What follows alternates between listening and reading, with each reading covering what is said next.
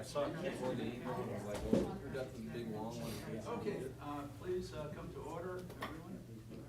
The light is on, and therefore, the evening is beginning. Thank you. Is that on? Therefore, the hour of 6 p.m. having arrived, I call to order this regular meeting of the Municipal Services Facilities Infrastructure Committee. This meeting is being broadcast live on the City of Keene YouTube channel and channel 1302. I can't see anything. The video is also streamed on the city's website and is posted on the website by the end of the next business day, barring any technical difficulties. Copies of the printed agenda are available in the wall pockets as you enter the room. The public and other city councilors will be recognized to ask questions, make comments on the agenda item under discussion. After being recognized, all remarks are to be made through the chair. We will not recognize an individual a second time until everyone has had an opportunity to speak. Anyone who wishes to address the committee is asked to go to one of the microphones in the room, identify yourself by name and address prior to speaking. Written comments from the public will be accepted at the clerk's office until Tuesday, 1 p.m. The minute taker is participating remotely this evening. Committee members, please be sure to turn on your microphones and remind me to do so when speaking. If the minute taker is unable to hear, they will ask to speak louder or turn your microphone on. I therefore call this meeting to order. I note for the minute taker, we are all present, all 5 of us, and therefore a quorum. Let me see. So the first item on our agenda is regarding a tree removal. Marlborough Street, 310 Marlborough Street. Would the petitioner, Mr. Walter, care to address us? Mr. Chair, if I could just beg the committee's indulgence for a second. I see the monitors aren't on, and I guess your title is petitioner, wanted to show some photos, so we'll just wait for them to come on. Here we go. Things are happening. Thank you. Good evening, Randall Walter, 310 Marlborough Street, Keene, New Hampshire. So tonight I'm coming forth to clear up a matter in regards to a tree and a sequence of drawings that had been submitted to the city last fall as part of the planning and zoning process. Push the button. I thought red was good. Green is good? Green is good. Green I is don't good. know. I'm Okay. colorblind. Yours is red. Light is on. So, in any case, starting with the tree as depicted on screen is this tree here. This is looking south, perpendicular to Marlborough Street. And this tree happens to be on the center line of a new proposed curb cut that was approved by the Planning and Zoning Boards last fall and has been deemed to be safer and more efficient for basically everything on the site at 310 Marlborough Street. As a bit of a quick backstory, I want to be clear that my position in trees is actually pretty well established. I worked long and hard a couple of years ago to preserve a tree on Roxbury Street that was slated for cutting as part of the bridge project. And thanks to the city and the city staff, we were able to save that tree. So this is not a casual occurrence that we want to take down a tree, but it's one, as you'll see in these drawings, is really quite necessary. And per the letter, of course, we intend to replace it with a tree in the location of the curb cut that we are abandoning. This is a close-up of that tree, and this is simply for information and anecdotal. This tree is actually not that healthy. It's the smallest of the trees on the property, and you'll see the center stem indicates some decay, which may or may not travel down the rest of that trunk of that tree. So that may explain why it's considerably smaller than the ones next to it. So I'm not seeing the site plans in here. Are those the only 2 that you sent me? There was a PDF attached. Okay. That's fine. You guys have in your packet a site plan, and I'll just explain the site plan that we had last fall was developed through aerial topography and resulted in the property lines indicating that this tree was on our property when it is in fact not. And therefore, that's why it was not discussed last year, because it was anticipated that this tree was on 310 Marlborough Street, when in fact it's in the city right-of-way. We've now had a proper survey done, and we are submitting that with our building plans. That's when staff noticed that in fact this is not our tree, and that brings us in front of you tonight. The other thing that the site plans will show is clearly the new layout and where this tree is. It's unavoidable to remove this tree in the sense that that it is on that center line of the new right-of-way. So those are embedded, but at the bottom, there should be like a bunch of PDFs. So while you're going through this, just a question for the committee, do you have any questions or That's fine. comments, problems with this, or? I noticed in your request that you were planning to replace it with a pin oak, which I have some concerns about, in that it's not a tree that's native to this area. It's native to Indiana and Ohio. You know, there's a number of other types of trees that could go there, like a red oak, a sugar maple, a hackberry, scarlet oak, hop hornbeam. These are some trees that I've Michelle Chalice, who is an expert on such matters, has shared with me. Originally comes from UMass, but there are a number of street trees that, you know, might be potentially better options than a pin oak. You know, what are your thoughts there? Our thoughts are that we followed city staff's recommendation in regards to that species selection. It would be our preference, honestly, to plant the same species of tree that's consistent with the others, and the city doesn't apparently want that, which would have been a maple, I believe, sugar maple. So we're completely open to that. Pin oak is a very stable tree. It's certainly suitable. I don't have any strong opinion one way or the other. We were simply following staff recommendations. And the list that I was given was considerably shorter in terms of the recommended list of what the city likes to see planted. For, I guess, for City reasons of engineer, you have any leaves. thoughts on this? Yeah, if I may, Mr. Chair, thank you. Yeah, just to reiterate some of what the petitioner mentioned, certainly staff has reviewed this as part of the site plan approval process, so we're aware of it. We don't have any objection to the removal of this tree, given that the applicant has already indicated his intention to replace it with a street tree. In terms of the specific species, the the transportation and stormwater manager, also known as the highway superintendent, has a list of sort of pre-approved street tree species that considers the mature size of the tree and also growth patterns in terms of, you know, whether their roots tend to heave sidewalks and that sort of thing. I got to be honest with you, this is like way outside my comfort zone, so I kind of defer to him. If there's other species that are, you know, more appropriate, we can certainly look at that, and I'm sure that the petitioner would be happy to put in whatever species we're looking for. I did confirm that the maple that's there today was not considered a desirable species. And again, I'm not sure why. I don't know if it has to do with mature size or the propensity to heave sidewalks or what have you. So to move this along, do you think it's appropriate to let city staff and the petitioner decide what kind of tree is going in, so long as the tree is going in? You all think? Yep. Fine by Okay. us. Just don't want to beat it to death. That's fine with me. I would just say very strong preference for a native tree in that space. I think a sugar maple would be appropriate. Cool. Yes, committee? Public? Anyone want to weigh in? Yeah, please. 2 seconds? Sure. We can get up. Oop, okay. You'd stand, sit, whatever you like. Real briefly, Michelle Chalice, 25 Beach Street.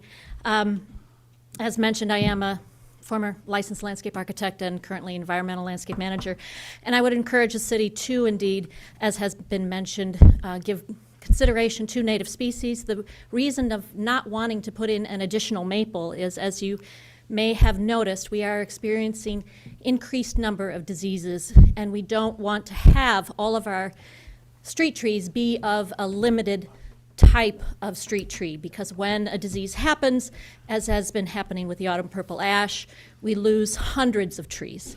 So the greater diversity that we have to our street trees, instead of having all one species, stacks the odds in our favor that we do not lose so many trees when a new disease comes up.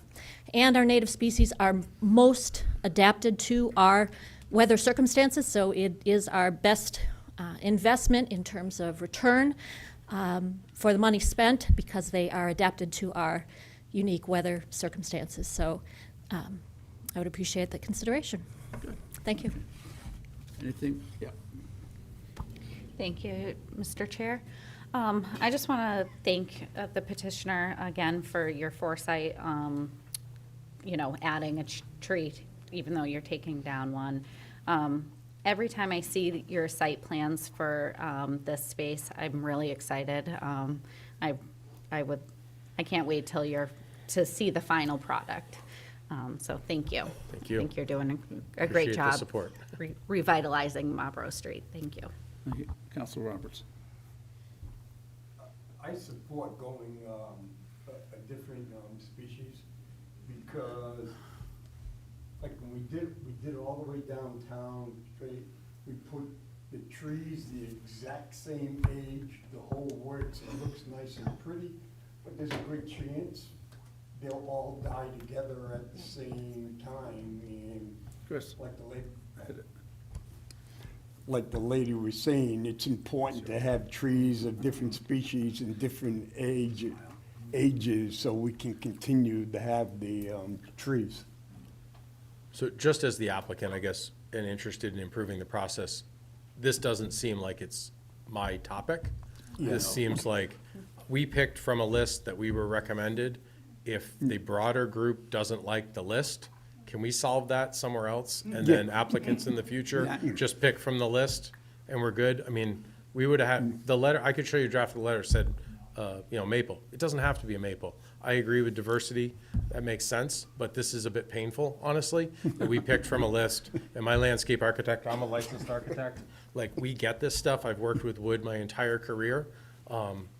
But this is not particularly, like, if we're agreeing that I can take this tree and plant another one, it should be a little more direct to have the preferred choices available to us. And honestly, the letter should just say, we will pick from the list, and we'll decide based on market pricing probably, what we plant in a few months. Well, believe it or not, I was trying to shorten the discussion. I hear you, but It just is expanded, but, Okay, I just wanted to thank okay. I'm ready for vote. Anyone else? Yeah. Well, just to say that I think what we've learned is that we need to revise that list. And so your coming here is helpful to us so that now No we know problem. that's a problem and we'll look at it, and I appreciate that. Finally, I would just like to reiterate what Councilor Workman said about we're very happy with what you're doing down there, and I'm very excited to see a whole lot of housing going into that space. So thank you. Good. We're working Anything- on Anything further from the public or council? Council William. Motion. Move to recommend granting the request of Mr. Walter to remove the tree in front of 310 Marlborough Street at the expense of the requester. Second. There's a motion and a seconded. Anything further from the committee or public? Seeing none, all in favor? Thank you. Thank you. Have a Go good plant your evening. tree. Okay.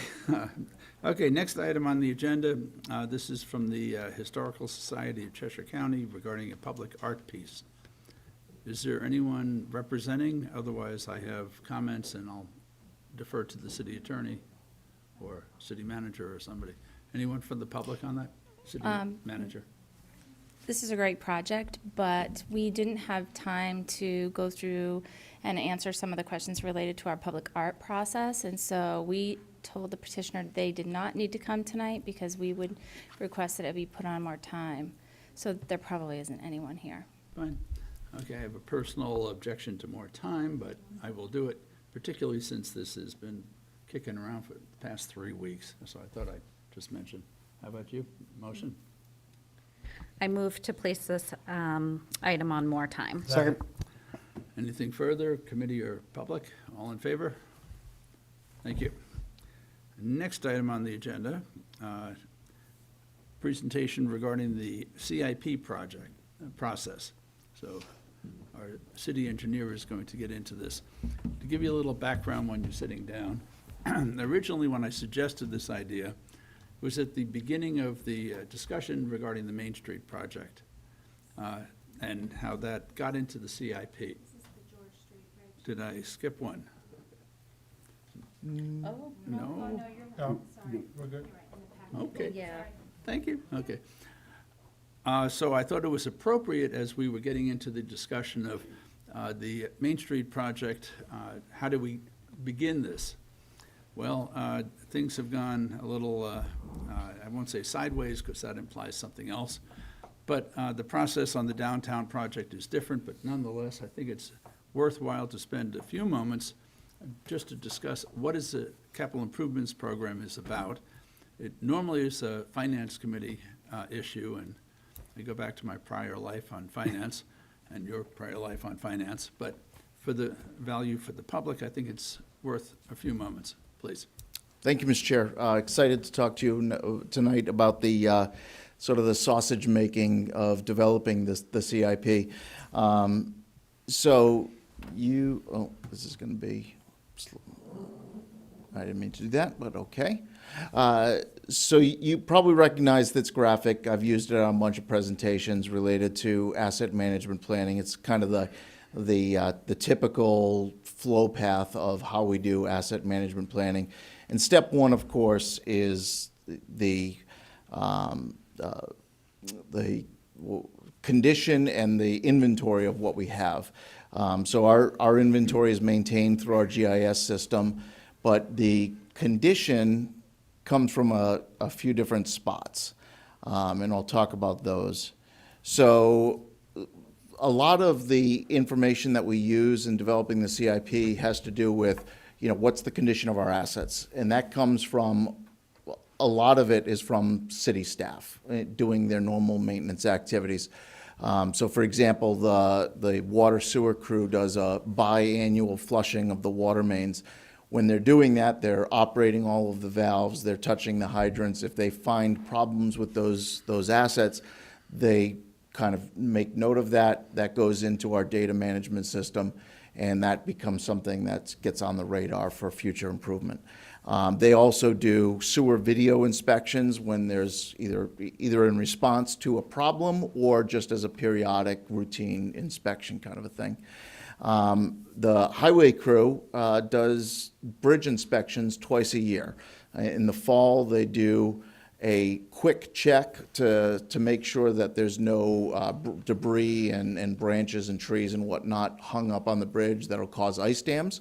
But during the spring or early summer, they do a kind of a more thorough, more comprehensive inspection of the bridge, and they're identifying things that may need more attention in the future. Then when they flag those things, engineering will go out and take a look at it and see if it's something that we can address in-house or if it's something that we need to put on the radar for a contract or something like that. Other examples, the dams, engineering does inspections on the dams based on regulatory compliance. So 3 Mile Reservoir, we're required, because it was built by the Army Corps, we're required to inspect that one 4 times a year. Brett behind me does that. But some of the other dams are inspected annually, depending on what hazard class and whatnot. So that's all data that's generated by city staff, and that goes into our asset management software, so we can kind of query that system for what assets need more maintenance than others, what assets are showing distress, poor condition, what have you. Another source of data is going to be all of the reports and studies and documentation that's prepared by our consultants. Over the time, you can see I listed a few here. These tend to be kind of long-lived reports. Where, for example, the second and third one down there, the water infrastructure plan and wastewater infrastructure plan, we are still using those 2 documents as sources of projects for the future. For example, right now in our CIP, Hastings Avenue is proposed to get upgraded from its current size of 8 inches to a 12-inch main. And that's because one of the water infrastructure plan recommendations was to increase that size in order to provide better fire flow in the western side of the city. So these reports, they're done by consultants. They're more holistic, more comprehensive, and they tend to be a source of ideas and needs for a long time, decades on. We're still working off those list of recommendations. And then last, but certainly not least, is our residents and our citizens themselves. You see the C-Click Fix logo there. This is actually a screenshot from a couple of weeks ago. That one now is just over 900 as of this morning. And that's showing the number of resident complaints or reports that have been addressed by city staff as a result of, citizens and residents telling us what's wrong with the city. So it's something I'm really excited about and kind of proud of. That's been a great tool for us. Of course, we also get information from phone calls to the city manager's office, the Public Works, people send emails, what have you. So a lot of eyes and ears on the street, let us know what's going on. So we get all this data, we collect it all, and it all goes into Cartograph, which is our asset management software. And then we start to pull that information back out, and essentially we're looking at that history of maintenance needs, condition, to figure out what assets, what improvements need to be made over the next 1 to 7 years. That's kind of the planning horizon for the CIP. And really what we're trying to do here is prioritize work on these assets so that they can continue to meet the community's expectations for the level of service, right? We know we're not going to be able to keep the roads at perfect condition because that would be way too expensive. We know that we're not going to replace 100 miles of water main in a short period of time because that's obviously a huge expense. But we can try to prioritize the most critical water mains to get done when they need to get done so that they don't create problems for our community and not having or being able to deliver water in an emergency or what have you.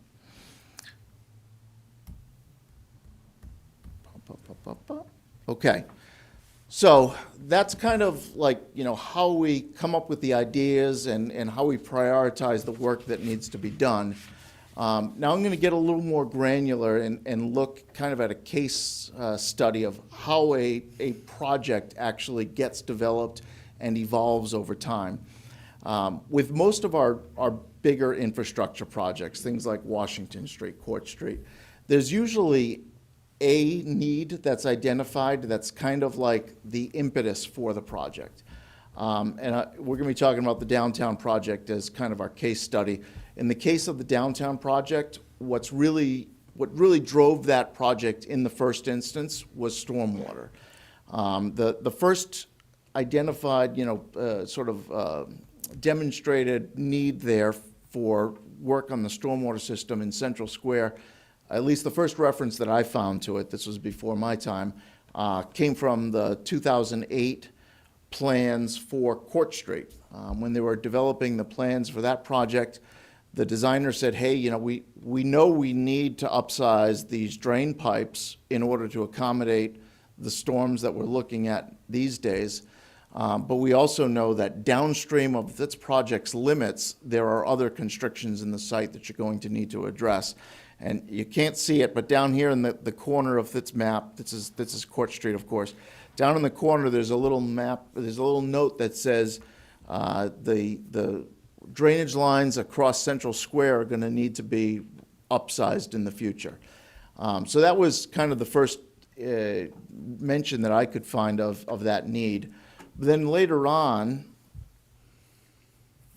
in 2012, the city had this drainage master plan prepared. This was in response to some specific flooding issues. We were looking at system-wide, where are the trouble spots and what areas need to be addressed in order to mitigate some of these repetitive flooding in different neighborhoods. And in that report, it mentioned the constriction on Central Square down Roxbury Street as being one of the areas that was causing repetitive flooding along Court Street. And then finally, in 2013, through our routine drainage maintenance program, was a CIP program until just a few years ago. Now we're doing it with in-house staff. But this was a contract that we had for cleaning and video inspecting drain lines. In 2013, they cleaned that drain line that crosses Central Square, and this is a photo from that inspection where you could see that's a 15-inch clay line that crosses Central Square. It was actually partially collapsed and pretty much, actively failing. So that kind of perked our ears up and got our attention and realized that this really needed to get into the program.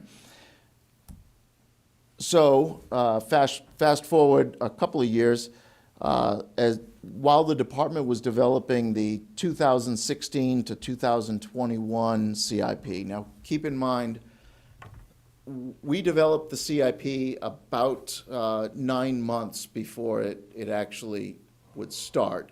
And the date on it is 12 months before that, right? So the FY16 CIP was really being developed in the fall of 2014. So 2013, we got this inspection report that showed this picture of a pipe that was actively failing.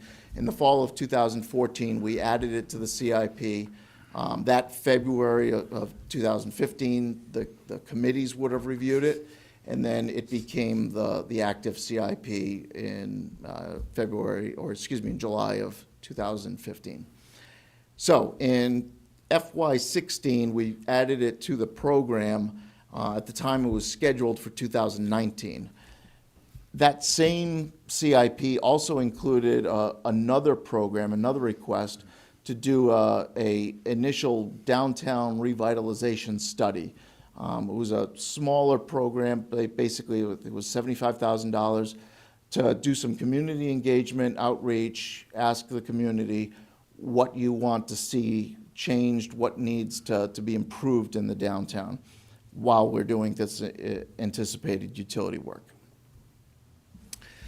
So that was the initial need. The drainage was kind of what made us focus on this area. But then, of course, over time, we try to look, okay, if we're going to be doing this work in a particular area, what other work needs to be done? The council had, I think, adopted at one time a dig once policy. We still try to follow that to the maximum extent possible, where if we're going to be disturbing a neighborhood, if we're going to be tearing up the streets, we don't want to keep coming back to the same area. So we try to do things comprehensively when we do. And that is part of that evolution of the CIP. So in the first year, it just included the drain line. But then later on, in 2018, for example, we rescheduled the drainage improvements in order to coincide with what at the time we thought would be some streetscape improvements. That same year, we also added funds into the program to do the streetscape improvements, sidewalk widening, that sort of thing, landscaping features, what have you. And those were scheduled for the FY22, FY23 timeframe. The following year, we looked at it, we said, okay, let's look at the other utility systems. So we added funds in there to replace some undersized water mains.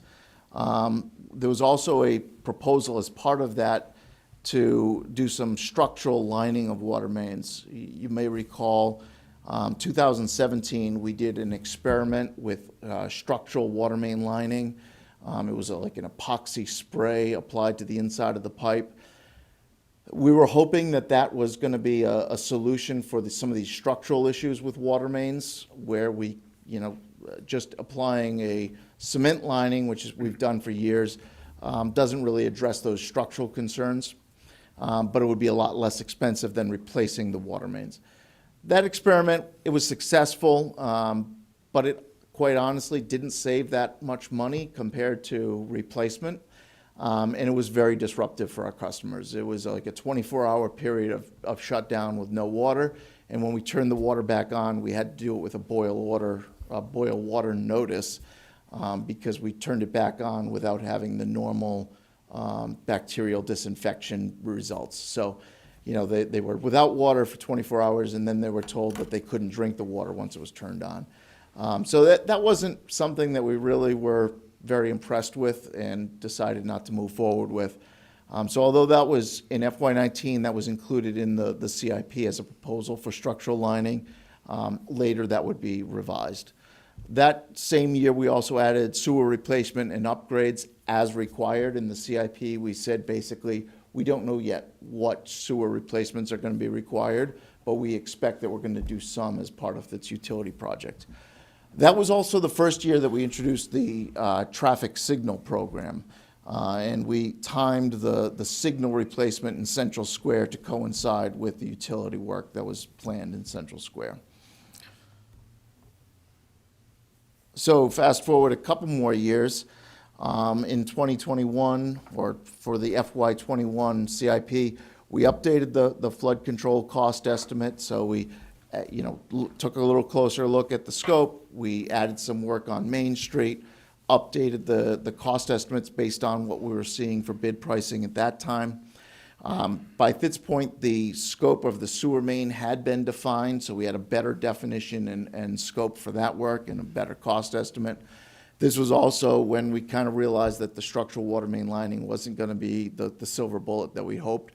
So the work that was scheduled for a sewer lining, or excuse me, a water main lining, became a water main replacement, and the cost of the water main work went up a little bit. So at this point, was also something you may recall, the Arts and Culture Corridor proposal was introduced in the 21 through 27 CIP. The department added budget for work on Gilbo Ave to basically replace and repair utilities before this proposed Arts and Culture Corridor got developed. That Arts and Culture Corridor obviously has kind of fallen by the wayside, but the utility work that's needed under Gilbo Ave is still relevant, and it's been kind of folded into the downtown project. So from Main Street to St. James Place, that scope of work for water, sewer, and drainage is part of what we now are considering the downtown project. Then finally, the CIP that we're currently working off of, that's the FY 23 through 29. That Gilbo Ave scope, as I said, was merged into the downtown project. We also, at this iteration, we added some scope on Church Street. Lamson Street was actually part of it originally, but this was, Church Street was new. Excuse me. Of course, as we get closer, we want to make sure that our numbers are right. So all of the cost estimates for the water, the sewer, the drainage were all updated based on the bid prices we were getting, again, in the fall the spring bids of 2022. Those numbers were used to adjust our pricing, and some of the pricing went up as a result of that. Of course, we know we did have some additional inflation in 22 and 23, but the pricing was updated at that time. And that brings us basically to what you know of as the downtown utility improvement and reconstruction project that we see today. So that's kind of how the utilities have evolved over the course of the last several years. The other components of the project in terms of streetscape and widening sidewalks and bike lanes, of course, that's all wrapped up into that other improvements piece of it. But that map that we show here and we had at the informational session in January, that's a pretty well-defined scope of work for the utilities, and I think we're pretty comfortable with what we have to do now. Well, thank you for the overview. If I may, I'm going to back up a little and probably toss some of this to the city manager. The capital improvements program, what it is a planning document. It's not an actual expenditure of money until it hits the current year, and then it's rolled into the budget. So I think it's very important to know that as this planning document is moving forward, if we don't do something, no money is spent. It's kind of obvious in that sense, but no tax money is being spent. And depending on what we're going to do, it can be adjusted one way or another. There's a lot of changes that may go on with this, and I found it interesting as you were going through it that the traffic signals were added, drainage was added, this or that, but it's still a planning document. So the council still has the position of actually committing the funds. I thought it was important that this be repeated to the taxpayers as we are talking about the downtown project, be it or not. But it's not just the downtown project, it's all manner of things. And the criteria for the capital improvements program, could you remind me? 25,000. I think, right? Yeah. think so. I think Basically, yeah, it's a major 25 or project. 30, yeah. Major projects, and it's a projects. very valuable tool. And I hear rumor that the school district is starting to pick up on this concept Good. too. That's Wouldn't that great. be amazing? What's that? Oh, I'm sorry.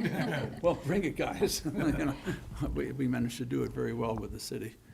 So, yes. Add a little bit more to the Yep. So you're absolutely right. The capital plan is a planning document that we revise every time we update that plan. And it doesn't become an appropriation or a number in the budget until that year when we begin the project. And so the first year that money was appropriated for this project was last year?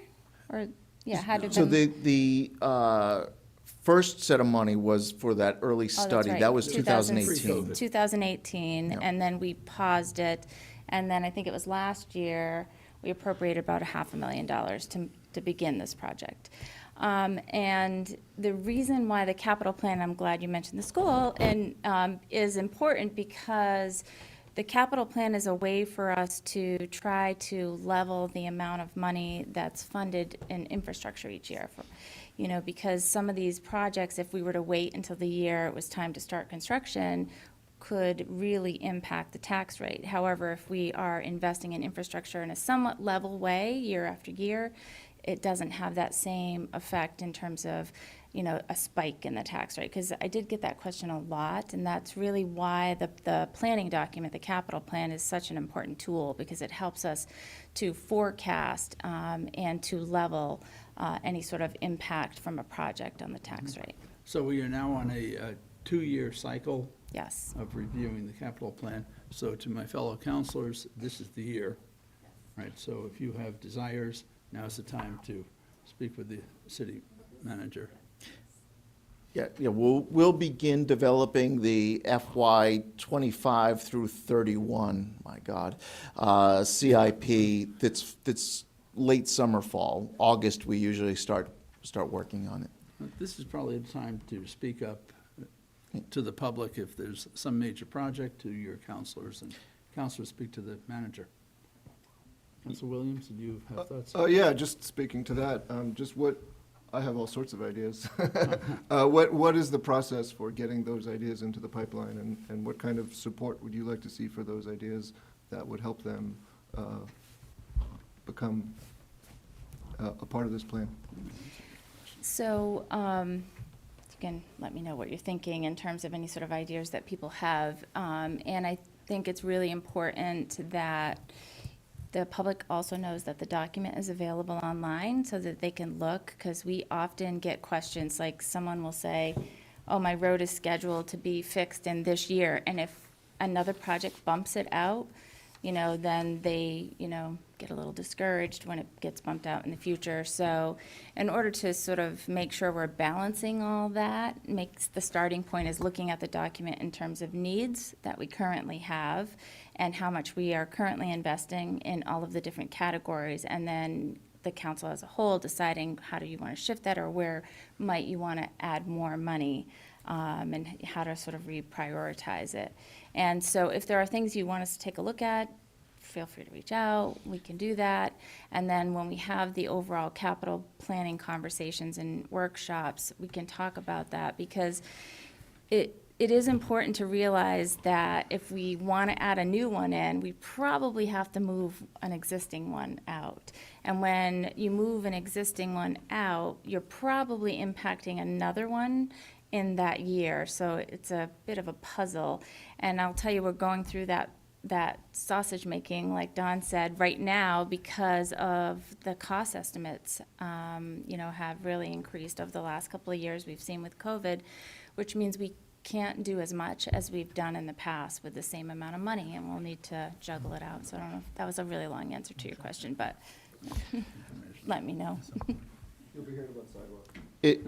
If I may, Mr. Chair, I think, kind of just generally about the CIP book, I think it's also worth pointing out, in the back of that CIP book, in one of the appendices, there's a list of projects that aren't funded in the CIP, but are kind of on our radar, on the horizon, that we think are projects that, a little further out, we would like to get to, that need to be done, but because of the restrictions of financial, realities, they are not funded in the program today. Got it. From my experience with the whole budgeting process, it's like now to communicate to the city manager, because once it's in the book, it's hard to move. And then once it's in the CIP book, that final year, it's amazing. It's one page in the budget of millions of dollars and all those projects. So now is the time. And good question, Councilor Williams. Yeah. Thank you. My question is for city staff. In the beginning of the presentation, you showed a slide that had a lot of the studies that have been done. Yes. Are those available to the public? And if so, how would one access those? Yeah, so most of them exist as hard copies on the bookshelf in the Public Works Library. And certainly, they're public documents, they're public records. Anybody who wants to come and look at them can make an appointment to do so. A lot of them are pretty technical. They're not exactly page turners, but they are all public documents. Thank you. I was asking because I know a lot of the public has asked about access And to those I will say reports. also that, kind of things are changing and evolving. Some of these things we've been using for 20 years, but nowadays, more recent things like the water supply master plan, for example, we get that as an electronic deliverable that we can make available to the public on our website, so it's a little bit easier. But some of those older documents unfortunately only exist as paper hard copies. Thank you. And again, it's for the sake of transparency. We're not keeping any secrets. They are available to folks if they really want them. Thank you. I think I just got beamed up. I'm not sure. Yeah, yeah, that was like, the timer just went off. No, that's court. He's listening. Okay, anything further on this issue? Yeah. Well, we got you on the hot seat here. I was going to tie in a couple of questions about the downtown project, but I don't think my blood pressure could handle it tonight, so I'm going to avoid that. But since you're sitting here and since we're talking about projects, could you update us and the community as far as the 2 Winchester Street roundabouts and give us an update, and including the Island Street Bridge? I'm I know that's been pushed I'm back a actually little bit. surprised, Counselor, that it's taken this long before I got asked that question. You weren't going to I thought you were going to grill me on that one before I even started talking. So I should apologize to the community. The signs all over town that are showing the work's going to begin on 3/20. That was true when those signs were put out, and then, we had a little snowstorm and it slowed us down a little bit. So the contractor basically lost a week of prep time because of the storm last week. So they are scheduled to be back on site on 3/27. This is a great opportunity for me to kind of get the word out. One of the first tasks that the community is going to see out there is they're going to be putting the Key Road Riverside Plaza intersection into a roundabout configuration. They'll do that initially with barricades and temporary barriers, but that'll allow them to do a couple of things. The traffic signals will be taken out of service. It'll clear up the inner part of that roundabout so that they can start removing the temporary asphalt, building the truck aprons and the curbing and whatnot. They have to do all of that and let the truck aprons, that concrete, cure for 30 days before they can actually start narrowing down the temporary pavement. because the trucks can't use it until it's set up and achieved enough strength. So they have to kind of keep all of its extra temporary pavement on the outside of the intersection while they build that, let it set up. And then once it's strengthened enough, they'll start cordoning off the corners of the intersection while they put in the curbing and the sidewalks around the perimeter.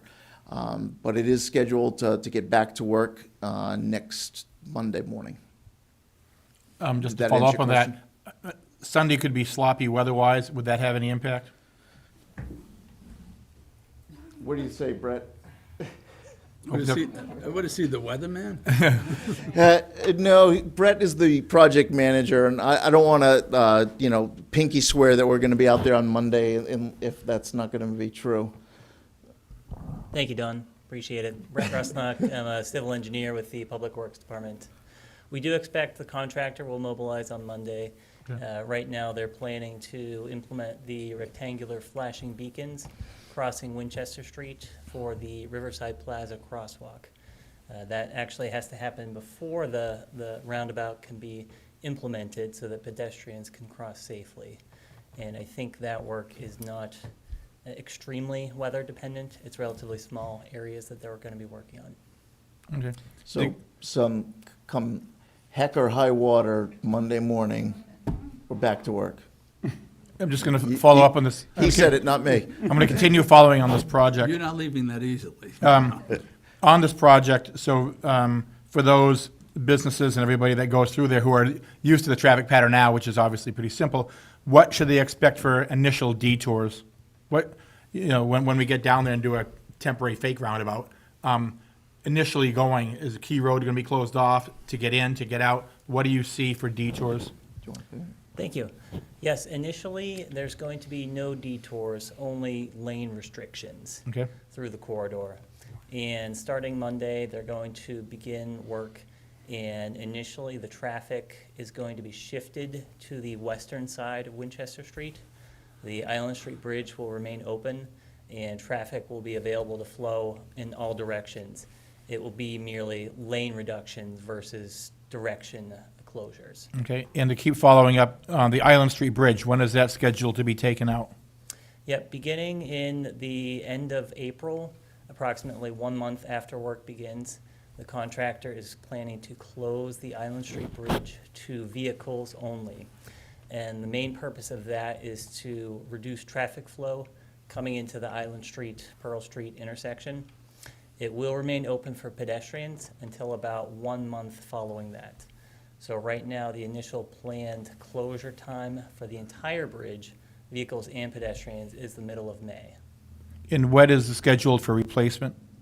So right now, the projected schedule is putting the bridge back into service towards the middle to late of December this year. Okay, thank you. As long as you're here and we're drifting all over the agenda, but Marlborough Street? Thank you. You want me to take that one? Go ahead. You poor guy. So Marlborough Street right now is scheduled for construction in 2024. We are, 2024? yes.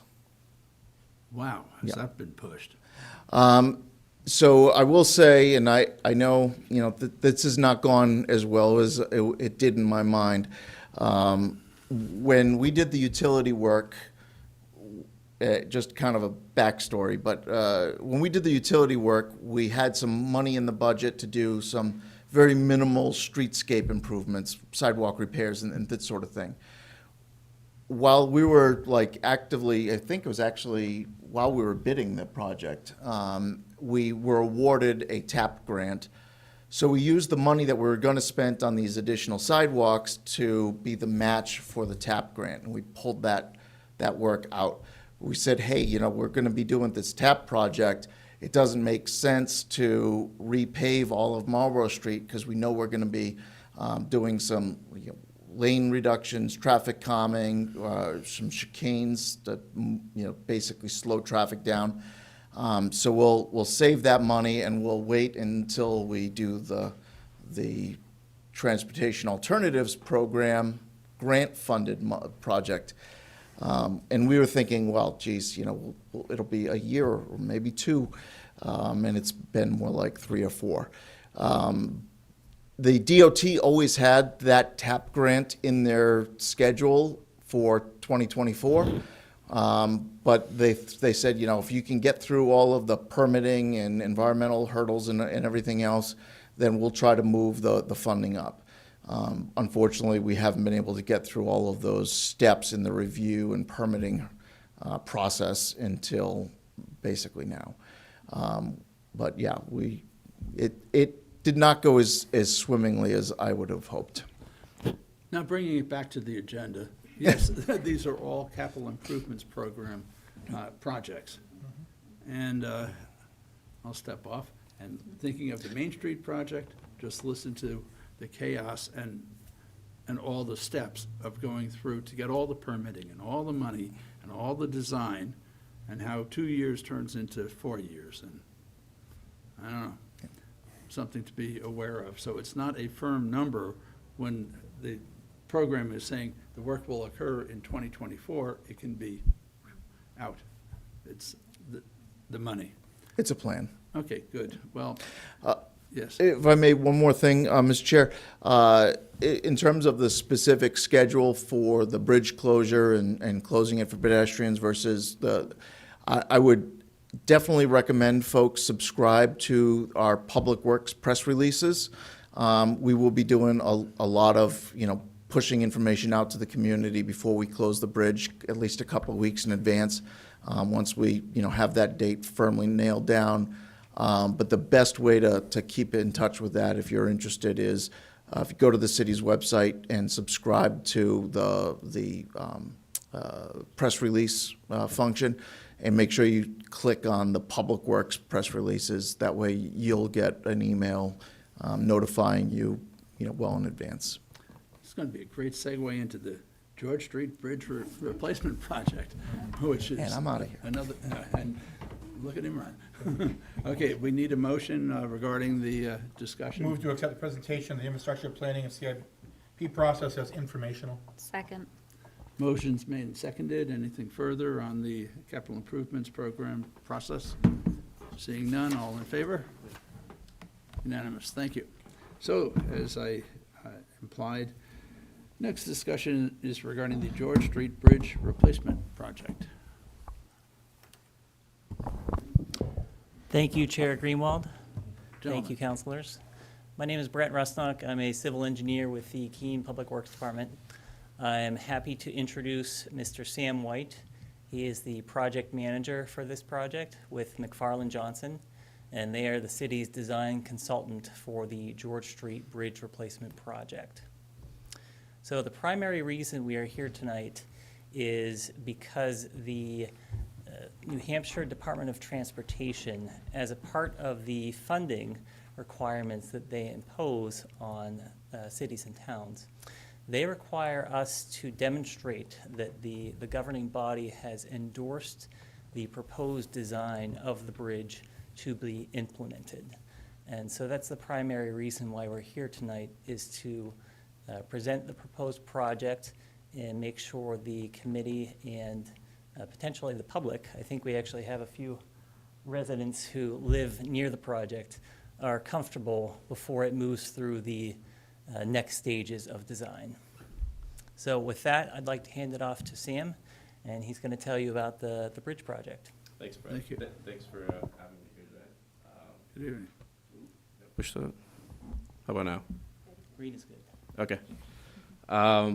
So yeah, I'm the project manager on the consultant side and the lead bridge engineer involved in the design. So just a quick outline of what we're going to go through. A project overview, talk about the project limits, a summary of the neighborhood meeting we had back in February, talk about the existing bridge, show how we're going to improve it, go through some design considerations, talk about construction, traffic control, durations, and then wrap up with some questions. So right here we have an overview of the site. The big red dot there is the location of the bridge on George Street. Right to the northwest we have People's Linen Service. And then Beaver Brook kind of flows up along the parking lot of People's Linen Service to Giffen Street and crosses just to the north there. And we'll get into this a little bit later, but key to the traffic control are going to be Giffen Street, Sullivan Street, and George Street, Washington Street. All that's going to be used as part of the detour. This is kind of a zoom in on what the expected project limits are going to be. So we're going about 200, 250 feet to the west, about 100 feet to the east from the bridge location. And then that yellow outline going upstream and downstream is what we're anticipating for work along the stream. That there's an area of erosion on the upstream side that has a temporary fix on it with some concrete barricades or concrete wall. On the downstream side, there's some stone walls. There's some pictures of it later to help illustrate it that are starting to tip, and we want to put in a more durable solution long-term that's not going to require future maintenance, hopefully. There's a lot of utility work involved with widening the bridge and some of that slope work and wall work on the upstream side. Again, stream bank stabilization, and talk about some guardrail that needs to go in with the bridge. So a quick overview of the neighborhood meeting. That was back on February 14th. We had about 18 attendees, some of who are here. Some of the major customer concerns that were identified were speed along George Street. As a bridge replacement project, there's limited on what we can do to help remedy that problem. But it is a consideration as we look at alternatives and what work will be done as part of the bridge. And we'll go over more of that too down the line. Water service outages was discussed too. There's a water line that goes under, actually currently kind of around the existing bridge and under the stream bed. That's proposed to be relocated. We're looking at if there'd be outages involved as part of that as well. And proper notification would be given. And then, of course, flooding along Beaver Brook. And we'll get into what we're doing with that as well. So existing bridge was built in 1923.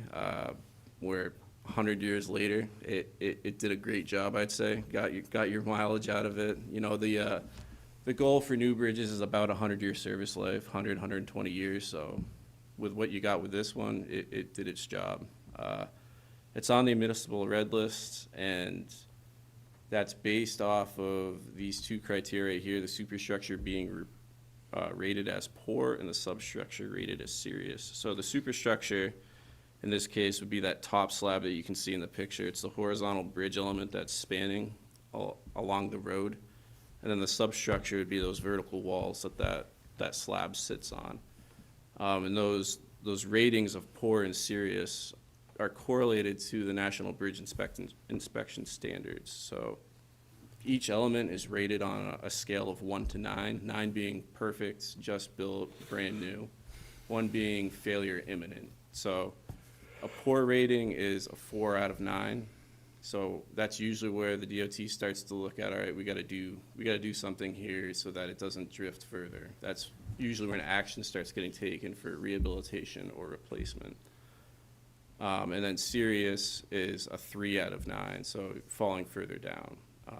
And that's not to say that the bridge is unsafe in its current condition. It's merely a measure of kind of deterioration you're seeing on it. It has no merit on the bridge's load carrying capacity. And that existing span is about 14 feet. So that's vertical face to vertical face of that substructure. And then a transverse width, so perpendicular to the road, 40 feet wide. So these pictures show some of that bank erosion. So the first one on the top left are a temporary measure that was put in by the city due to some bank erosion that was experienced during a high water event. And that top right would be a gabion wall that was placed also as part of that.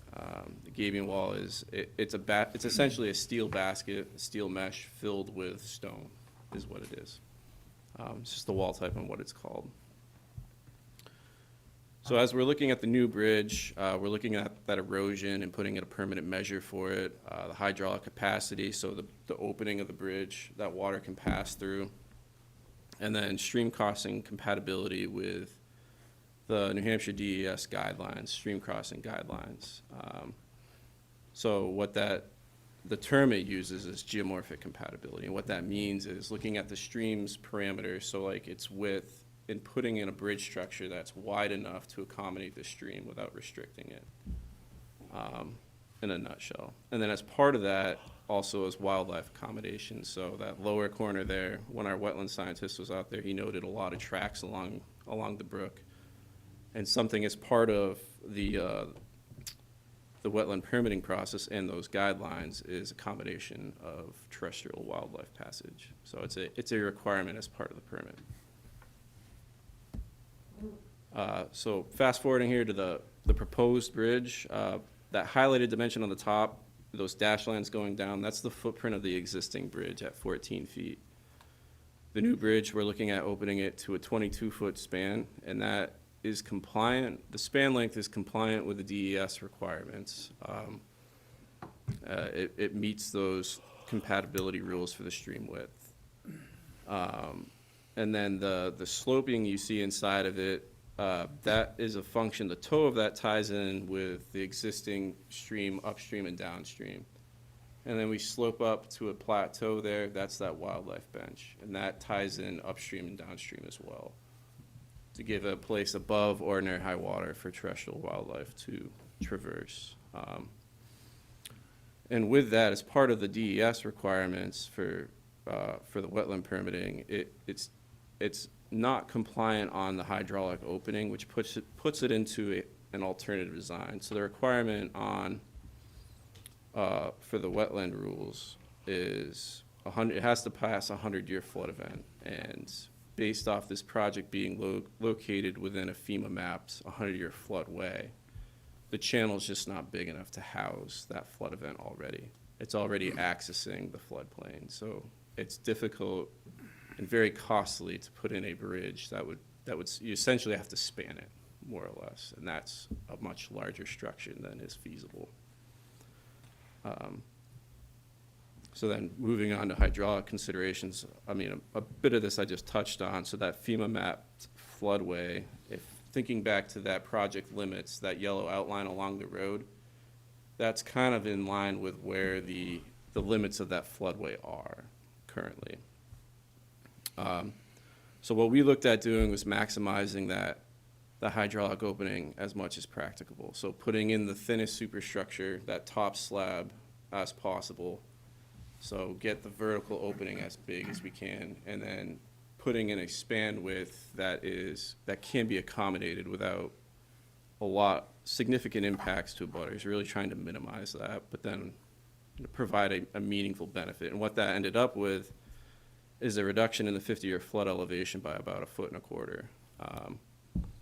So a design waiver is still needed even with that improvement, and that's because the proposed crossing the design rules for it would be it has to pass the 50-year flood event with 1 foot of freeboard. And what that 1 foot of freeboard means is from the water surface elevation at the flood event to the lowest point on that bridge superstructure, you need 1 foot of clearance there. And ideally, that's so you can pass debris during high water events, make sure the bridge isn't getting struck. And based off the site constraints we have here, it's not feasible to achieve that. So a design waiver is needed. So just some examples of what that bridge type looks like. You may be familiar with it from the Roxbury Street. The picture on the right is a piece of that 3-sided rigid frame going in. We're looking to use the same superstructure type here, a 3-sided rigid frame on a spread footing. And then the picture on the left is more of a finished product from another bridge we had done that'd be similar. So there'd be an armored slope riprap going up to the bridge with some wing walls that is depicted here. Some additional design considerations. Based off some counts the state had done in the area, 500 vehicles per day is an approximate number on George Street. There are utilities above and below grade that will be impacted to build the new bridge and to accommodate that wider span length of 22 feet. There's existing stream bank erosion, as we were talking about, that we're aiming to address, and there's an area of contaminated groundwater that is documented with DES, and the soil in the area was tested as part of our geotechnical program, and the results of that test turned back minimal contaminations or trace non-detectable by the testing methods. But as part of the project, as it develops, there'll be management plans for both that will be developed to handle it through construction.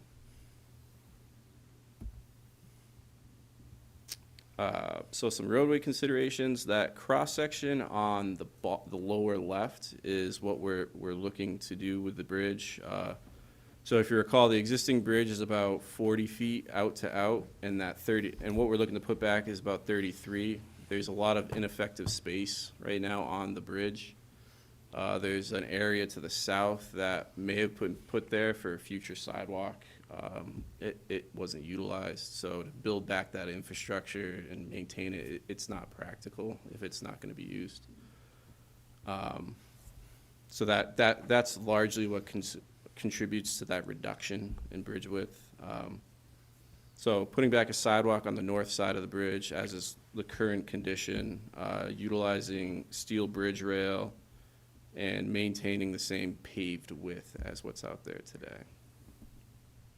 And then in terms of what we're looking to do with the roadway as part of the bridge is a slight realignment of George Street. That picture on the right shows that the steep curve that kind of comes down the hill from Washington Street, and there's a house right there in the corner that provides an unfavorable sight distance, kind of creates a little bit of an unsafe condition. So the proposed alignment's going to widen that a little bit to give as much more sight distance as we can. It also improves some conditions with the grading on the bridge so that we don't have differing pavement cross slopes as you cross it. It's difficult geometry to achieve with the bridge.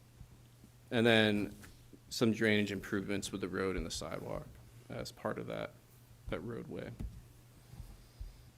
So in terms of guardrail, this would be the preferred approach with in terms of safety. So that corner coming down the hill, it produces a pretty unfavorable condition in terms of safety. It naturally wants to channel motorists to the outside of the shoulder, and putting not terminating the bridge rail accordingly produces a hazard for motorists. So if you think of bridge rail, it's really a rigid element near the road. It's not going to move, the bridge rail itself. So these approach rail sections that come off the bridge and up the road, that's designed to, at the end, it's designed to absorb energy and dissipate it if someone hits it, so that it's not running into a blunt wall. And then the post spacings leading up to the bridge it's to mimic stiffness so guardrail itself wants to displace when it's hit. Bridge rail does not, so that's like a transition in stiffness as you get to the bridge. So if someone hits it, it doesn't displace, and then you still end up hitting that blunt object.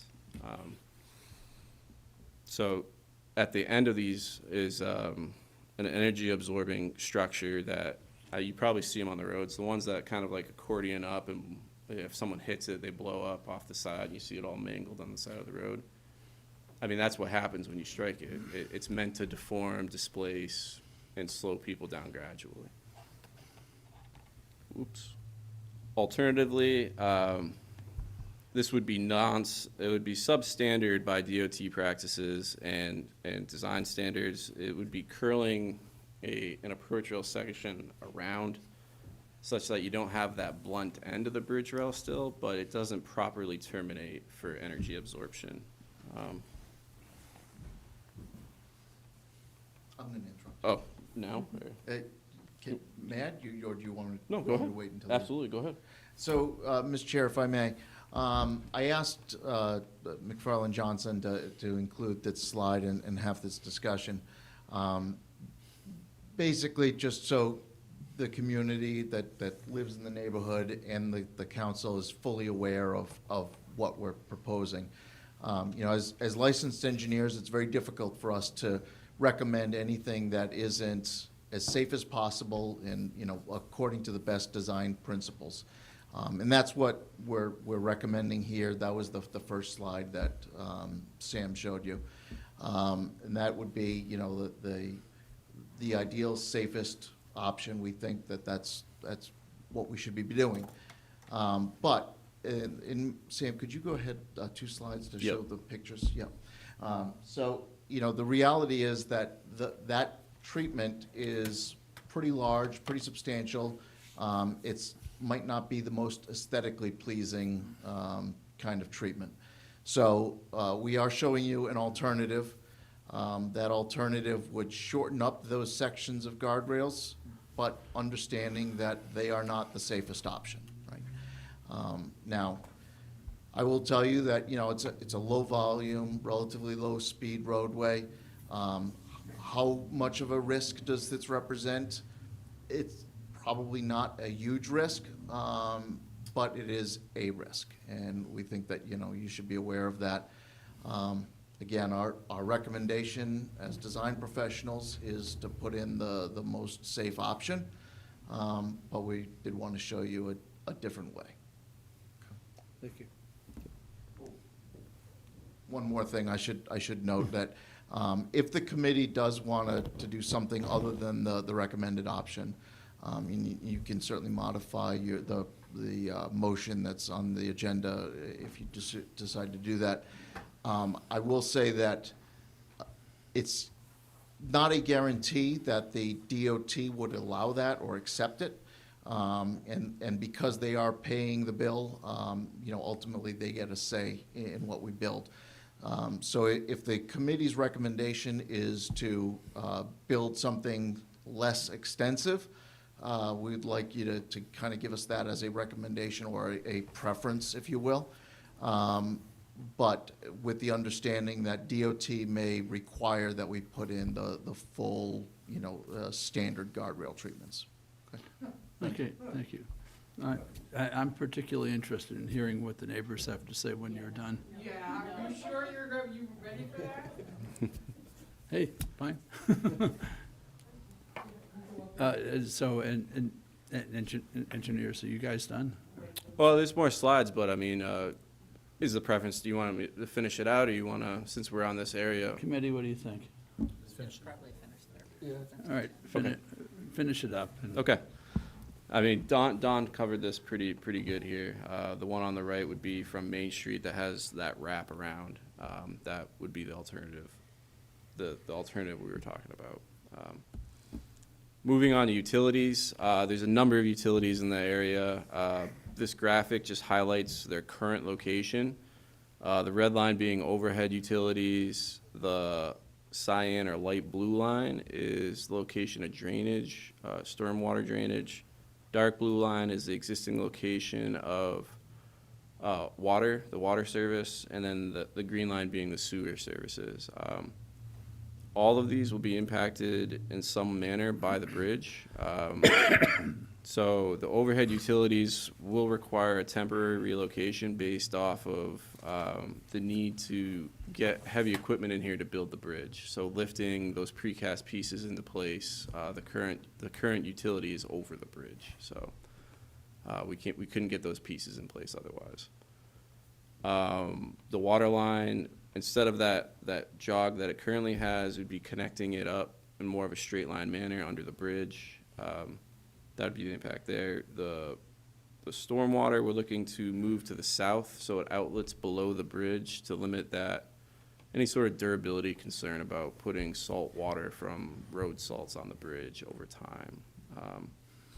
And then lastly, the sewer line on the east side, that's in line with that gabion wall I noted at the beginning of the presentation, and that needs to be relocated as part of the project to accommodate the bridge widening. Otherwise, the wall would be like in the middle of the stream. So it's right behind the wall, and it has to get a slight relocation as a product of widening the bridge. Some property impacts or easements that we'd be looking at as part of the project. The dark red line is the existing right-of-way along the road. And the yellow lines outline an area for the slope work upstream and downstream of the bridge and drainage easements also as part of the project. So those outfalls for the stormwater coming out below the bridge. The cyan line that is pretty far north, that would be a temporary easement to realign the sewer line that has to get moved as a product of widening the channel to accommodate the new bridge. And then the green line, there's an existing sewer easement that runs along there right now, and that would be relocating that easement based off the shift. So then traffic control, we're looking at a 4-month roadway closure and the detour. When I say roadway closure, I mean at the bridge, isolated at the bridge. George Street would still be open on either side with a detour to get around. And the next slide shows the detour.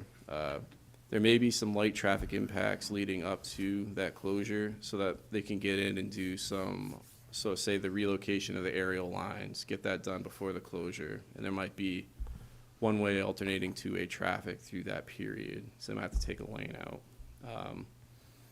We're expecting the total construction duration to be about 6 months, and anticipating advertisement in the spring of '24 and construction in the summer of '24. And this slide shows that detour I was talking about. Again, the red dot being the bridge, there'd be road closed signage, or bridge closed signage right at the structure. And then motorists could use, or pedestrians could use, some combination of George Street, Washington Street, Giffen Street, and Sullivan Street. There'd be a signed detour along that route. Knight Street's also there. It's just a little bit narrower than Sullivan Street, and Sullivan presents a better opportunity for that short-term closure. So in terms of the design, we're at the engineering study phase right now. We'll be moving after that's approved into the preliminary design, going through environmental permitting, right-of-way, final design, and then wrapping up with project advertisement. And that's what we got. Counselor, go. Okay, I have a few questions. First one would be, obviously, the heaviest detour is going to be over Giffen Street. Is that bridge, was that there, put there about the same time the one on George Street was put in? Were those same time frame? I haven't reviewed the Giffen Street original construction record recently. I believe it was constructed around the same time. And What my concern is going to be, we're going to be detouring double the traffic now over the Giffen Street Bridge, and I was just curious as to if that's going to be down the road too. I guess, Don, if you want to answer that, is Giffen Street on the agenda to be replaced also soon? Giffen Street is not currently on the city's red list, so it's not in as dire a condition. Okay, thank you on that. actually, to add to that, Giffen Street was replaced not that long ago. I think in around the year 2000, it was replaced. Was it? Okay, okay. Yeah, you could tell by the Thank you, appreciate that. Biggest concern, and I'm probably sure this is what the neighbor's talking about too, is the proposed safety rail. And, you know, I understand how DOT works, or I guess sometimes how they work. You know, I find it almost humorous that this bridge has been there for 100 years, with basically no safety rail, just the cement that's there now. And I'm sure if we go through and look at the traffic studies and accident reports, we'll probably find that in 100 years, there probably hasn't been an accident on that bridge. I think, you know, maybe one or two, or somebody scraped a wall or whatever. And I look at the proposed rail, and I understand they always want the most safe they can do. But realistically, if you wanted the absolute safest, we'd have rails on every road on both sides all the way up and only have a break for roads coming in. I get that. I do think this is serious overkill with the DOT projected railing. One thing I think that's not being looked at is the character of the neighborhood. This is a very rural character neighborhood. You know, most of the time, I mean, you cross that bridge so many times you don't even know it's there. Kind of like Roxbury Street. When we did the Roxbury Street Bridge, there was comments also that we were going to upgrade it and we're going to have like a grand crossing bridge. We just need a bridge that works. Okay, and that's all I think anybody really wants, another bridge that goes 100 years. Like I said, my biggest concern is the rail does not fit within the character of the neighborhood. I mean, if we're looking for absolute safety, we should have all of our kids at homes that play video games wearing helmets because a light fixture might fall on them at some point. Hasn't happened, but it could. And that's my whole point. We can try to overstudy safety forever. But I think realistically, and I think we have to look at it realistically. Realistically, if we've had maybe an accident in 100 years, chances are we're probably not going to have a heck of a lot. And I just think that rail is overkill. I get DOT. It's like, oh my God, you're trying to vary what we want. But I think we should. I think the rural character of that neighborhood has to be taken into consideration. And I just absolutely think that's just overkill for this particular project. I agree with the project. I just in no way could see that railing go in there. And I really think, and I implore the committee and the full council to try to go with an alternative rail that fits in with the character of the neighborhood. So are you done with your presentation? Yes. Want to move aside, Yep. please? And I definitely want to hear from the residents.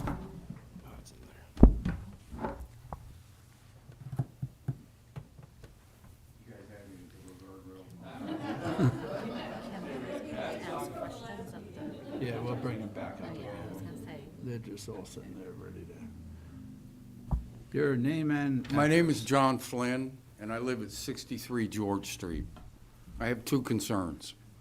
One, would you want that guardrail in front of your house?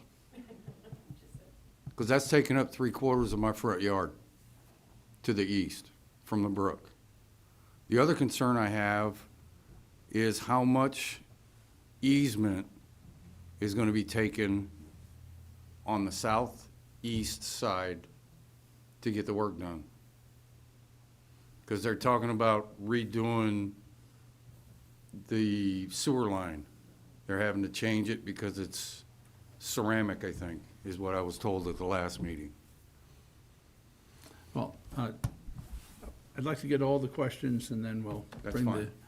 gentleman back. Do you have others or? No, that's all what I was worried about. Okay, that's good.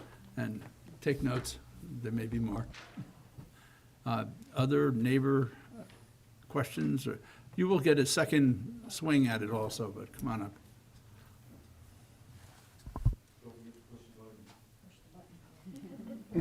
Cheryl Pickering, 56 George Street. I'm on the north side of the bridge, opposite side of People's Inn. And thank you for your statement about the bridge rail. That's my biggest complaint.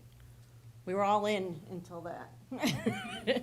We attended the meetings last time. I agree the bridge needs to be redone.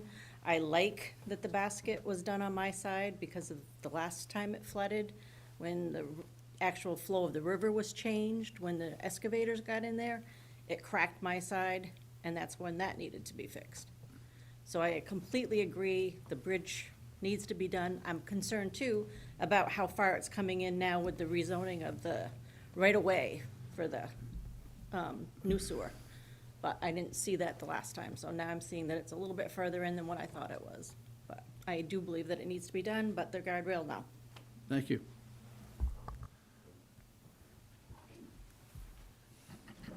Your name and address, please.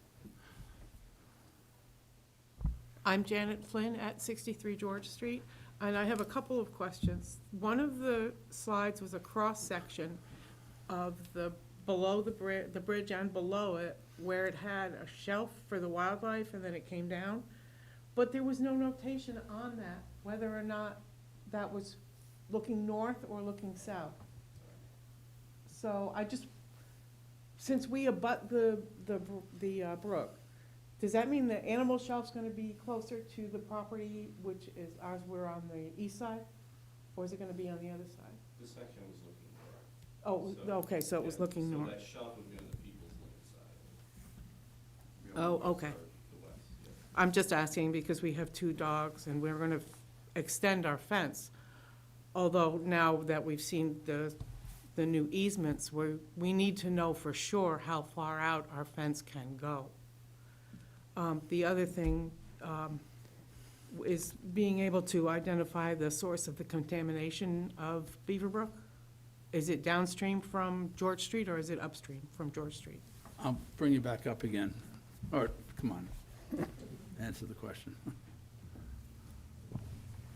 Thank you, Janet. The contamination is resulting from the People's Linen site, and it's located on the western side of the bridge. Okay. Thank you. That was that. And regarding the guardrail, I understood at the last meeting that the design of this bridge was intentionally going to have a curvature and a lift that would slow traffic, mitigating the use of a guardrail. So this was news. Of course, we're directly affected because it is our yard that the guardrail would be in. And thank you, Mr. Filio, for your input. That was nice to hear somebody that was on our side. And that was it. That's my comment about the guardrail. And I think that was all my questions. Thank you. More neighbors.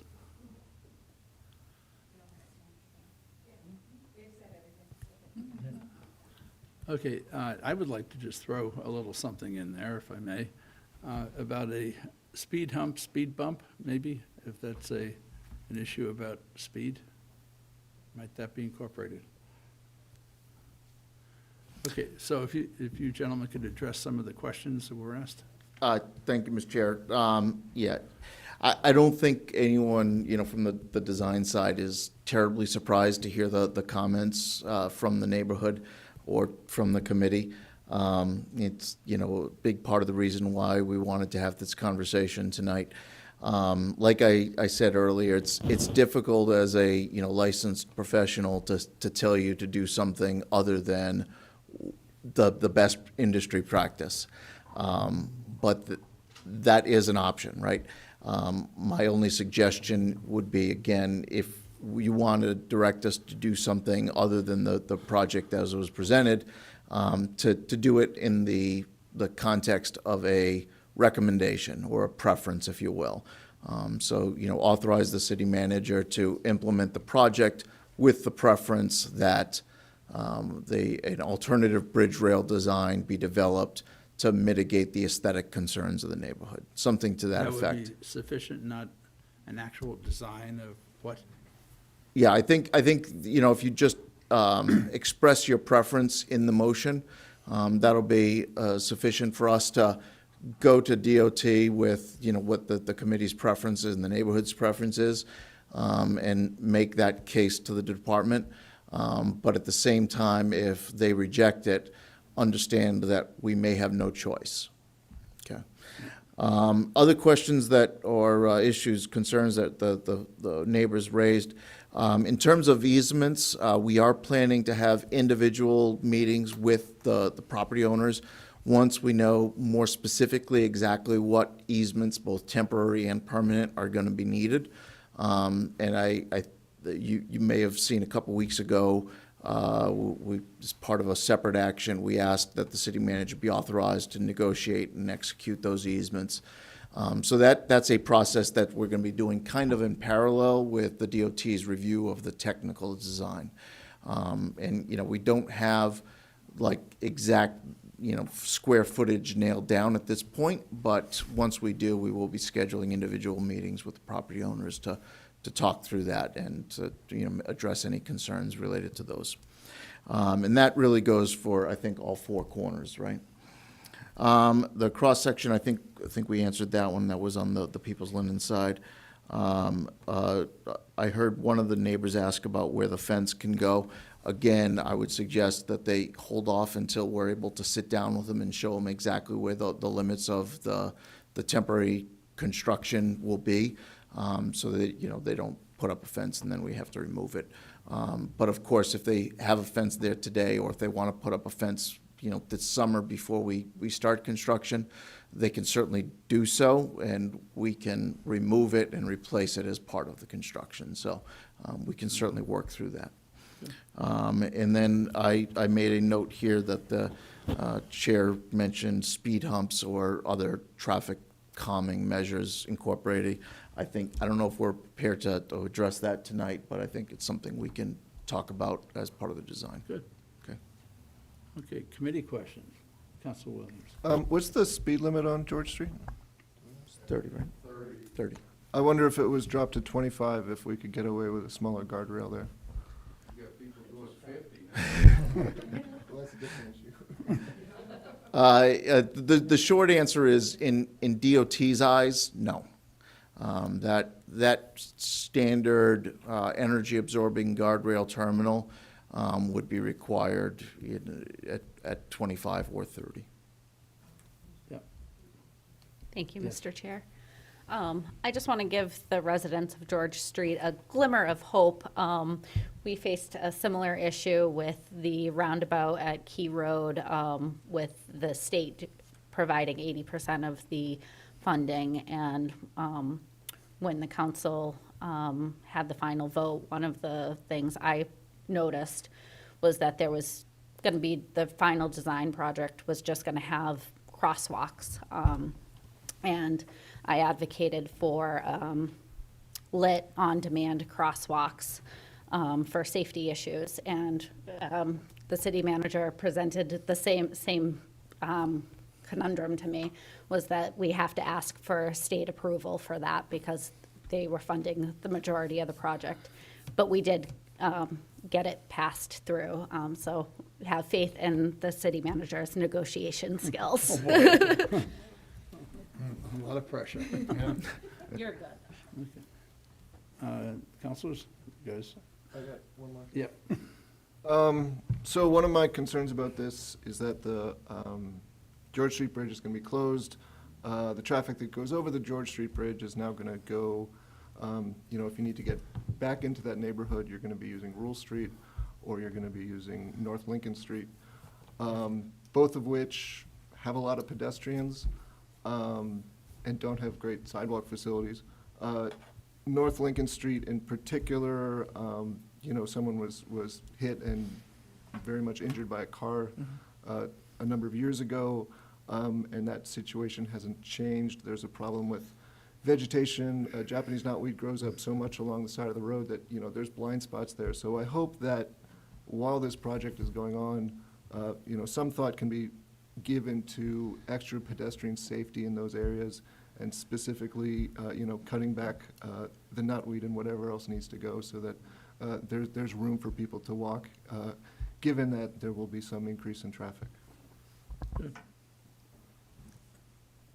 Okay, any other public questions or committee questions? Seeing none, Council Roberts? So how would you like to have this motion changed? To, As presented with an alternative bridge rail design. correct, with a modified, Move to recommend that the city manager be Thank you. authorized to do all things necessary to implement the George Street Bridge Replacement Project with an alternative bridge railing design To fit the rural character of the neighborhood. to maintain the rural character of the neighborhood. second, please? Second. Motion's been made and seconded. Just for the purposes of a little background note, I would hope that whatever is going to be done would be communicated before it's done. Whenever this negotiation is done, so it's not a surprise to the neighbor. Okay, so we have a motion on the floor that's been seconded. Anything from the public, committee? All in favor? We are unanimous. And we'll tell you that you got 2 ward councilors and 1 former resident looking over this, so The old stomping grounds. you're in reasonably good shape. Thank you, counselors. And I wanted to thank the public as well. We've had a very active and engaged neighborhood base for this project, so we appreciate their support too. Thank you. Well, that's Ward 2. I mean, I'm not asleep. Okay. And the final, what is that? Oh. Where's Mr. Bohannon? He's back there. Can't see him. There he is. Oh, okay. Come on down. Okay, this is relating to Chapter 58, Parks, Recreation, and City Unimproved Land.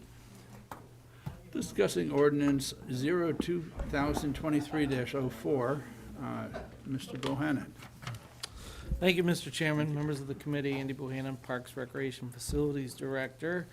And before you tonight is kind of like the second screening of Chapter 58.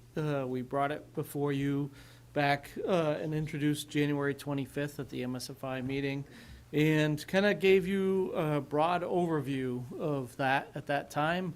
It was kind of like a pre-introduction to the usual process of first reading, and then refers back to MSFI, and then goes to second reading, and then for adoption through the council process. And so if there's anything specific that you'd like me to review, I can certainly do that, or if you had any questions from that particular time, or I can certainly give you that high-level overview of the ordinance, because really this was a opportunity to be, look at all the language and revoke and replace a lot of the outdated language, because it was just, it was been since 2003, prior to me, that this ordinance had been updated. So we just changed a lot of clarifying language and made sure that there was assignments made particular to the parks, and then changed from the watershed areas and renamed that to the city unimproved land, which is then directed by the Public Works Director. And so we just kind of really defined everything a lot more clearly, outlined all the parks. We now have a map that you will have in your council packet next week, which will show, green is parks, red is unimproved land. I have that with us tonight if you wanted to see it.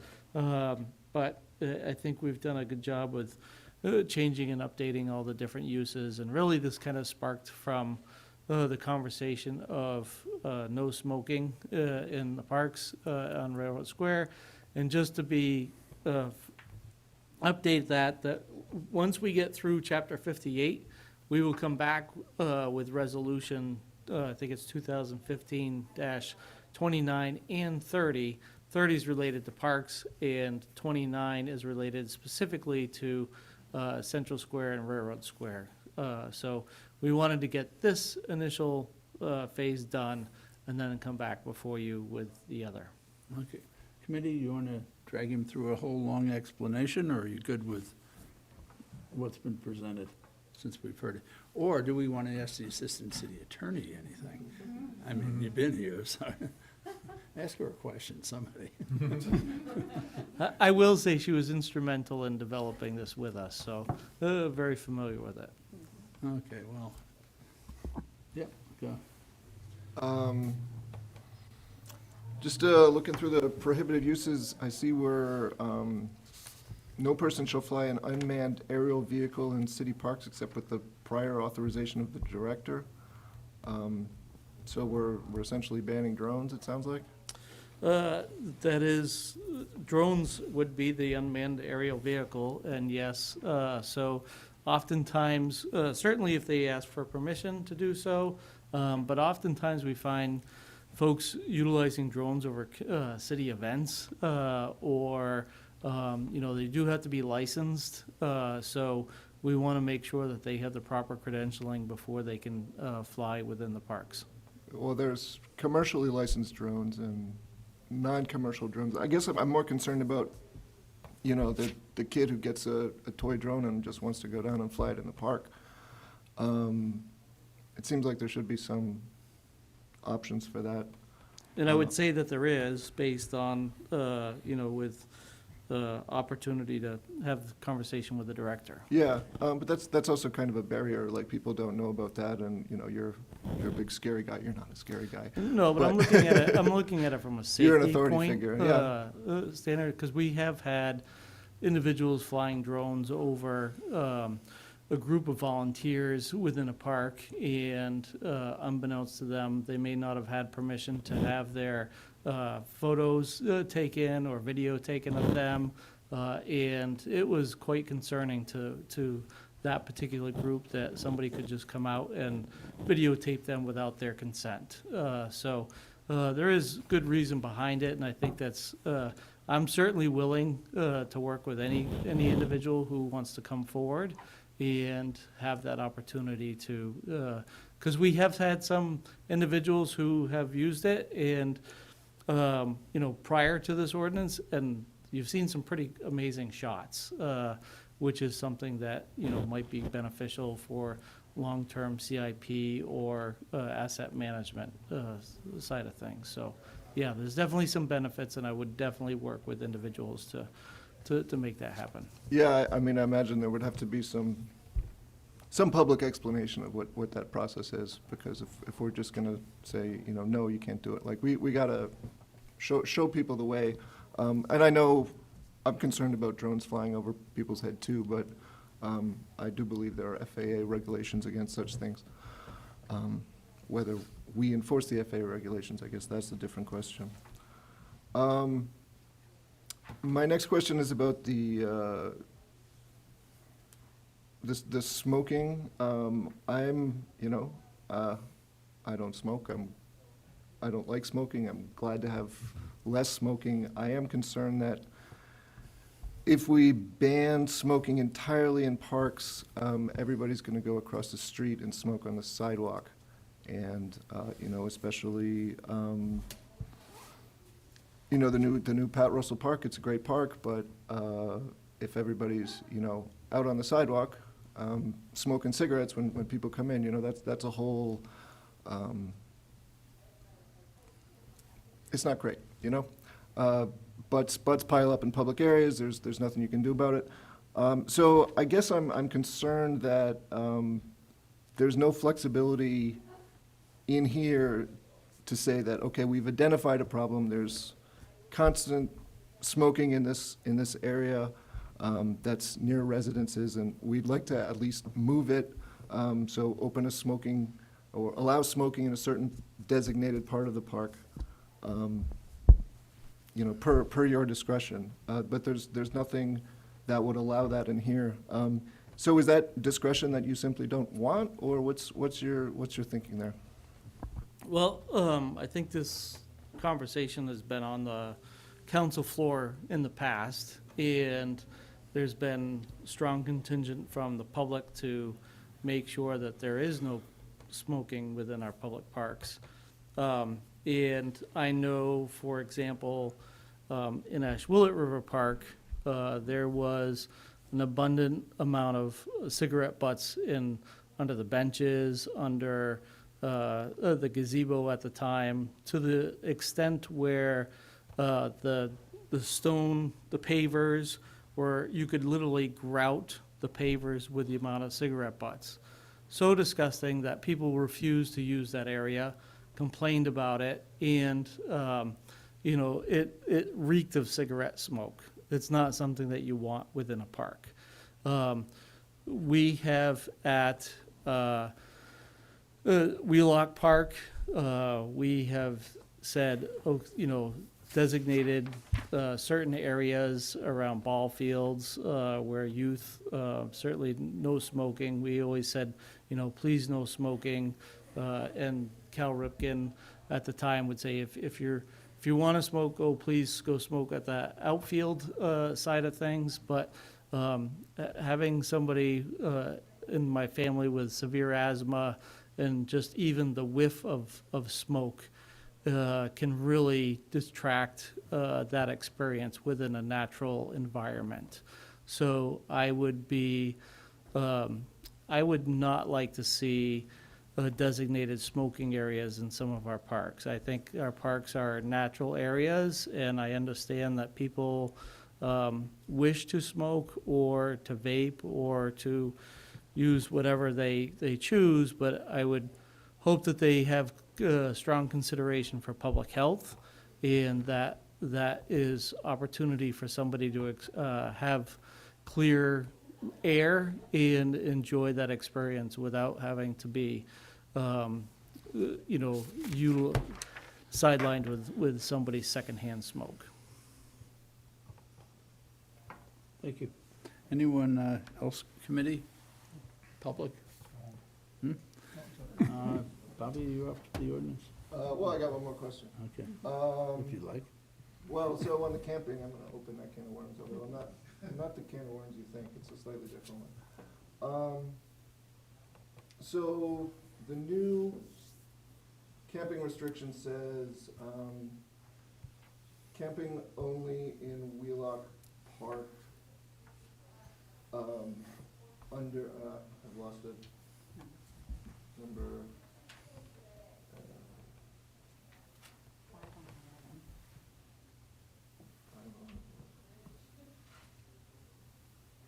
no person shall camp in any city park except within Wheelock Park with the prior authorizations of the director for approved sporting events and in compliance with any requirements of the director, except for authorized camping in Wheelock Park. Any person discovered to be camping within any city park shall be instructed to vacate the property immediately unless additional time to vacate the property is authorized at the discretion of the director. So that's all good, except in the previous camping ordinance, it said that people were allowed to camp in Wheelock Park. Actually, it said no person may camp on any city land except the designated campground in Wheelock Park. The director may, under special exception, permit camping by groups on an occasional basis. So presumably that applies to other parks. And that allowing camping under special exemption on an occasional basis is not in the new ordinance. And so I guess, you know, do you want to speak to that? I think I would think that if a group wanted to, you know, get a permit, you know, to have to camp in you know, Robin Hood or just a, you know, a special event, that there should be some avenue to make that happen. Do we not want that to be able to happen at all? That's correct. So, before, well, let me just go back in the Housing Stability Committee, when we were going through that process, they created a language that we adopted for this particular ordinance. So through that Housing Stability Committee, there was long discussion related to this particular sentence within the ordinance itself. So through great debate, we compromised with them and created this particular statement, which they agreed upon and I believe adopted. So related to your question, for the purposes of groups, you know, there groups of the Boy Scouts or Girl Scouts, or I think it's just Scouts now, is, you know, not something, if somebody came forward, then we would probably have to have a discussion of what they wanted to do.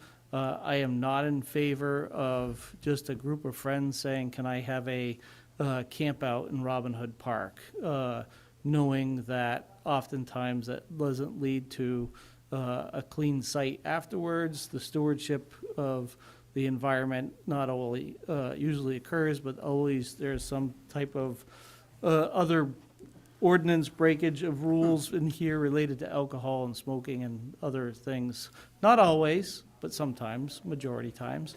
And so I was just making sure that we don't have those type of activities happening within the parks. Okay. Anyone else from the committee, public? Therefore, a motion, please. Council Williams. You're up, I think. Move to recommend the adoption of ordinance 2023-04. Motion's been made and seconded. Anything further from the committee or public? Seeing none, all in favor? We are complete. Thank you. That's Thank you. unanimous. I thank the staff that came, the public that was here, and the folks at home that were with us, and we are adjourned. Thank you.